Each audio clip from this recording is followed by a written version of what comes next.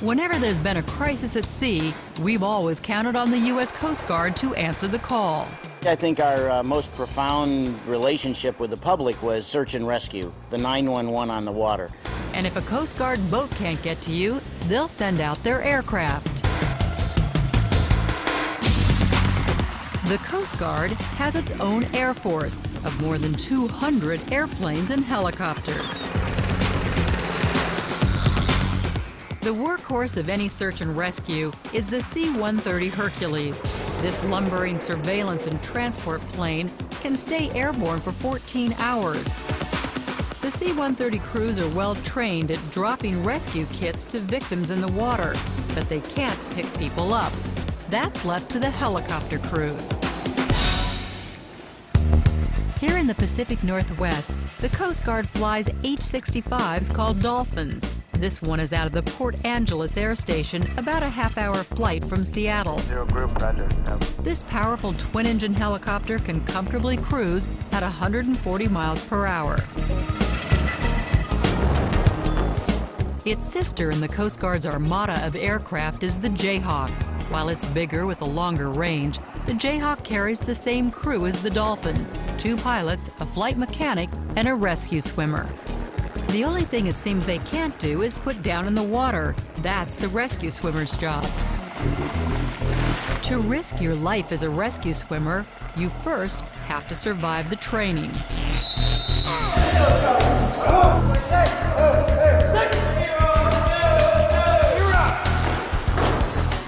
Rescue swimmer school is 16 weeks of hell in a pool. Keep going, don't fall behind. Let's go. The grueling instruction covers everything from learning to handle distressed survivors in the water to untangling pilots from parachutes. There's intense physical conditioning in the water and on land. Ready for another round? To get in, recruits must pass a demanding physical test at the Coast Guard station at Elizabeth City, North Carolina. It starts with push-ups, sit-ups, pull-ups, Straight up, straight out. and running. After all that, they have to swim the length of 5 football fields in under 12 minutes.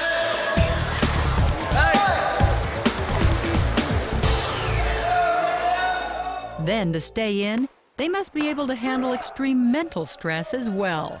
Try to keep your survivor's face out of the water. But you didn't do it, did you? You want to bring it back alive. Physically, our program is hard in the beginning, and it just progressively gets harder and harder. Go with your class. What is a shock to them is when we get in their face and start yelling, and our attention to detail is so extreme. The drill instructors are constantly after the recruits. If you make a mistake, be man enough to own up to it. Don't lie to me. There's no let-up, even in the showers. The instructors say it's not harassment, but attention to detail. Hurry up. You guys tired? You had all weekend to rest. Mitcheltree, what'd you eat this morning? Had a bagel, Chief George. A bagel. Yell at them. Get in their face. Push it through. They say they can't. We say they can. We train them hard, and the confidence just comes naturally. If it doesn't, then they go. It's as simple as that. Yeah, they're just there to motivate you. It helps you out a lot, actually. I mean, if they weren't there, you wouldn't do it faster, you wouldn't do it better, you wouldn't do it stronger. So it just kind of makes you know that you can do a little bit more every time. There's the bucket, Chief. Chief George. Bucket? Here's the bucket.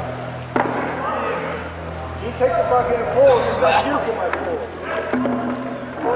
Students are worked to a point of exhaustion that makes them physically sick. The washout rate is above 50%. This class started out with 11 swimmers. Now it's down to 3. And it's not for everybody. It's for a very few amount of people. We're not looking for glory hounds. I mean, we're looking for quiet professionals.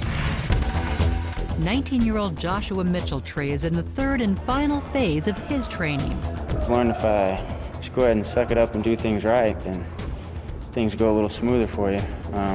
You find out I can push myself a lot farther than I ever thought I could. A confidence-building drill called the bullpen teaches how to control panic victims. Instructors take turns putting recruits in a headlock.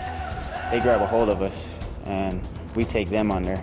It's a big part because people in the water, maybe they've been there a while, maybe they haven't. Seas are going to be rough, they're going to be panicky. It's like underwater judo, use pressure points and a break or release from them. If they do a release, they maintain control, and they come up with them in control behind them in a cross-chest carry. Rescuing a downed pilot takes special skills. The parachute that saved the aviator on ejection could now kill him. The chute will hold tons of water. If the pilot is entangled, being lifted by a helicopter is out of the question. Get him out of that chute now. Let's go! Mitcheltree, keep his head out of water! You're drowning him!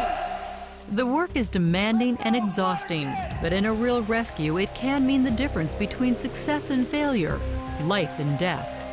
Flying helicopter search and rescue is risky business, and it takes a special person to fly in the helicopter. It takes a special person to leave the helicopter.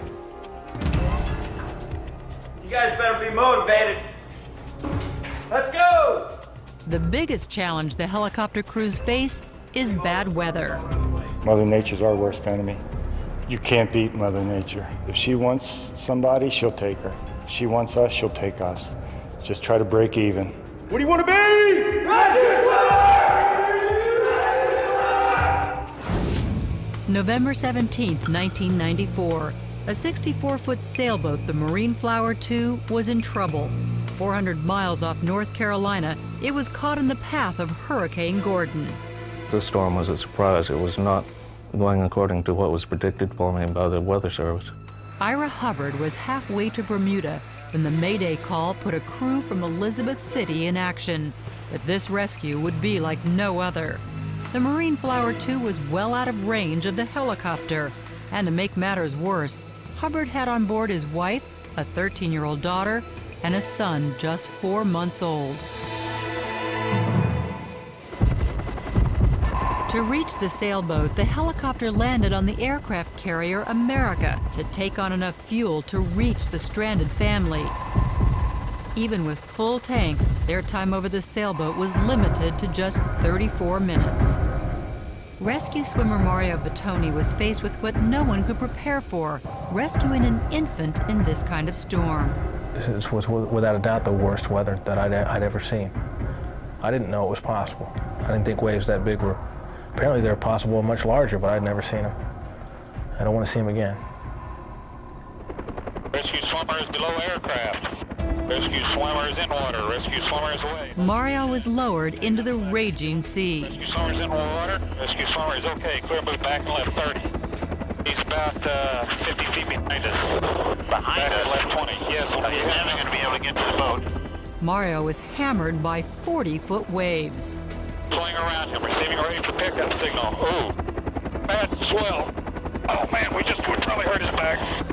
He's in the water again. There, take a load, he's swinging. The crew had planned that Mario would climb onto the sailboat, but that was impossible.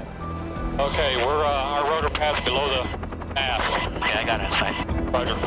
Mario's right there behind the boat, and one wave off the bow can push the boat back onto Mario. Swimmer's approaching the aft end of the boat. Okay. He's right there. He's 5 feet from it. Come on, Mario, swim. Rescue devices. Swim, Mario. Get away from him. Oh, man, a wave took him away. He's gonna get it. He's gonna get it. And I know Mario was looking at the propeller a couple times, and it got pretty close. And plus, as we're putting Mario down in the water, the mast could swing over and smack him pretty good, too. If I get hurt, then that's it. They have no chance. There's no way they're going to be able to manage getting into the basket by themselves. The crew changed their plan. The mother and infant would have to jump into the ocean to be rescued. Okay, they're having a hard time getting off the back of the boat. Do you think this is safe, or do you think they're better on the boat? Waves look pretty low right now. I don't know how close. How's they going to keep that baby alive in the water like that? I don't know. You got to have it. Tell them no. Can you tell them no? Even as the crew questioned their own plan, a wave swept the mother and 4-month-old baby off the boat. She's in the water. It's too late. She's in the water. He grabs the baby with one hand and holds the baby out of the water as these waves crash over Mario. Hold. Basket is in the water. Basket's out of water. Take out flapping cable. We moved back. We lost them in a wave. Clutching the baby and fighting the massive waves, Mario struggled to get to the rescue basket. My only goal in life now is to get them out. You know, I asked them to get in. They got in, now I have to get them out. Easy right. Basket is in the water. We go right back in with the basket and get the basket near Mario. So now he's got the mother in one arm, the baby in one, and he reaches out and grabs the basket and somehow gets the baby and the mother in the basket. The woman and baby are clear water, clear move back and left. Clear move back and left. Thank God.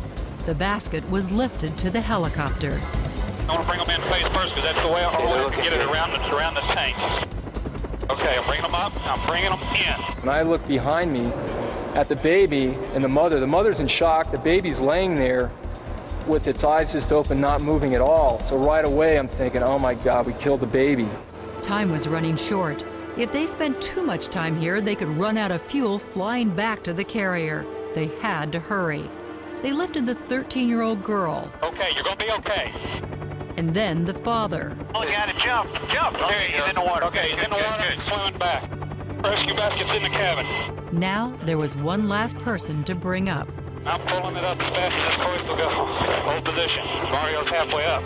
During the rescue, Mario was hoisted 7 times. Okay, he looks tired and cold. He looks like he's in pain.